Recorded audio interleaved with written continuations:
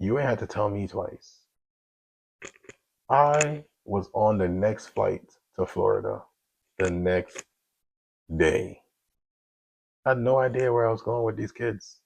Called my pops. My pops was like, "You gonna have to figure it out." Cool. So I said, "All right." So I pick up my kids. She's like, "Where you going?" I said, "I'll let you know when I find out." I grabbed my kids. It was literally in and out.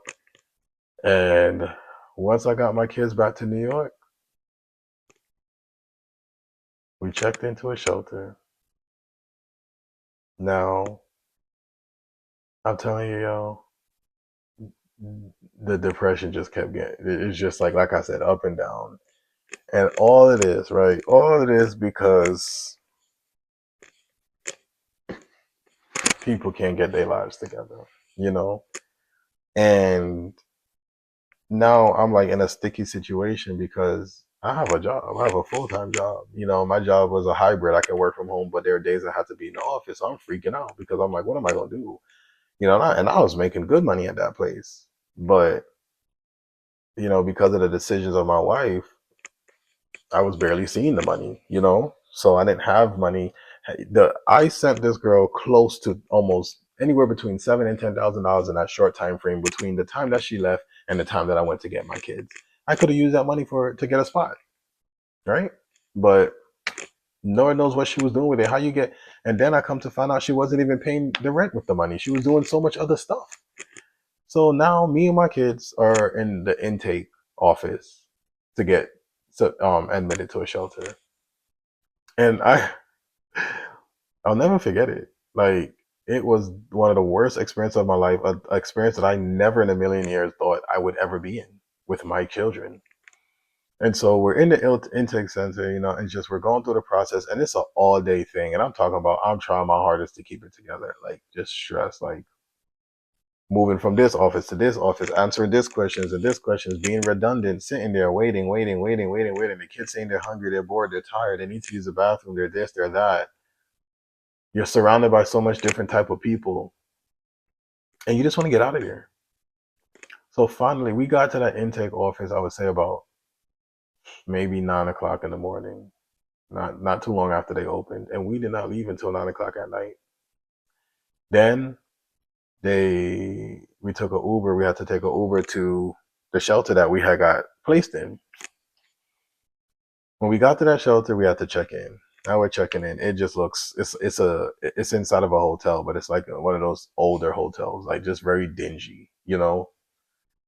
And my heart is just sinking, bro, because I'm like, I cannot believe this is where I'm at in my life.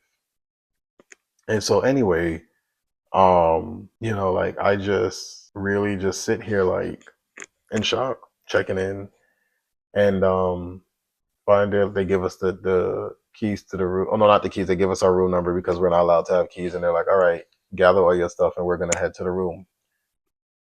We head to the room, and as soon as we turn on the lights and we go into the room, there are roaches scattering every freaking where, everywhere. I'm talking about it was bad. Like I'm talking, I put my bags down. There's roaches on the ceiling, roaches on the bed, roaches on the floor, roaches on the dresser. It was just like crazy. So I had to hurry up. I said, no, no, no, I can't be in here.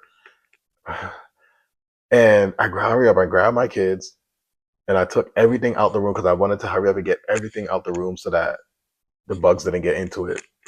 And I went right back downstairs to the check-in, right? And I was just like, I can't sleep in that room. I can't be in that room. I have kids. That room is roach infested like that. And they're like, oh, we're sorry about that. Like, there's no other rooms tonight. I said, it's all right. We're going to go to an Airbnb. So we ended up going to this Airbnb, but he was just like, oh, like, you're not supposed to leave the shelter once you check in, or else you're going to have to go through the whole intake again.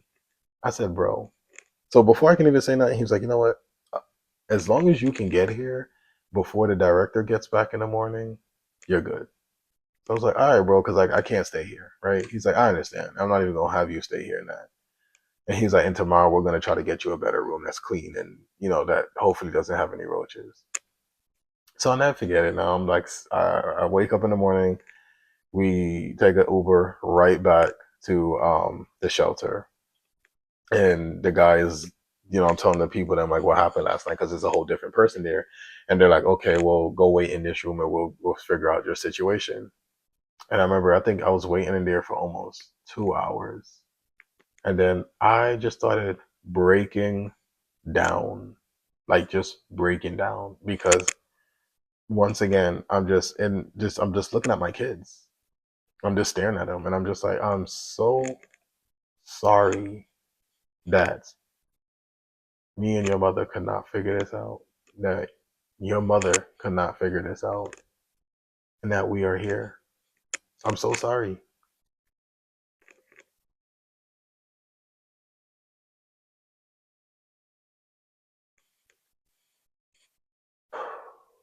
It was rough. It was like heartbreaking to have to look at my kids in this environment and pray to God that the next room that they gave us was not roach infected, and that we weren't sitting here waiting for hours just to end up in the same situation. And what else were we gonna do? Because where else were we gonna go? I couldn't keep spending money on Airbnbs every night in New York City. It's expensive. And so finally, the guy comes in and he sees me just bawling, and he's just like, "Oh my God, is every?" He's like, "Well, this is a dumb question. I know everything's not okay." So he sees me now. He's like, "All right, come, come, come. Let's get you all straightened out, right?" And I'm just like snot nose, everything. Kids staring at me. I'm just like a mess. I'm a mess. And he was very kind. I'll never forget him. Very, very good man. And he's like, "Listen, we got two of the best rooms available for you right now." He says we have this room on the ninth floor, this room on the fifth floor. Now the fifth floor was the same floor that the other room was that had the roaches. So I immediately said, "Nah, I'm good. Put me up on the ninth floor." He's like, "The only thing with that is sometimes the elevators break down and you have to take the stairs." So I'm like, "All right, put me on the fifth floor then." He's like, "But the good thing about this room is all the way on the other end, so all the way on the opposite side from the room that you were in originally." I'm like, "It's fine." So once again, everything happens for a reason, because the first room only had one bed, right? Second room had two beds, and it was much cleaner. I'm talking about much cleaner. Obviously, I did my own cleaning because I wasn't having it, bro. I bleached, I wiped, I scrubbed, yeah, yeah, but it was cleaner. And this was 2 days before Christmas. So imagine you're going through all of this 2 days before the holidays, right? Oh man. So he's like, "Listen, I know it's the holidays. Technically, you're not supposed to sleep out, but because it's the holiday, you can get a pass. So, if there's any family that you want to go to." So I would say, like, for the first 2 weeks, we were barely at the shelter because it was holidays. So he allowed us to go stay by my pop's house for the holidays. So yeah, it really wasn't too bad. I think we slept there like one night, I think, because we had to come back. Yeah, we had to come back after Christmas. So we ended up sleeping there two or three nights, because we had to come back the weekend after Christmas, and then we went back for New Year's, and then after the New Year holidays when things got real. Now, this shelter experience was a crazy experience for me, and another experience that I felt like almost took me out. But once again, the kids only had to me to rely on, right? So, it was tough because I still had to work, and I had to take care of three kids, one only being 6 months old, or yeah, a little over 6 months. And I had to take care of three kids, by myself in a shelter while working a full time job,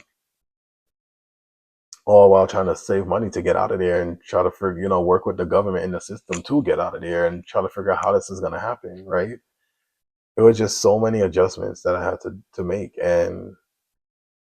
but I had to step up to the plate.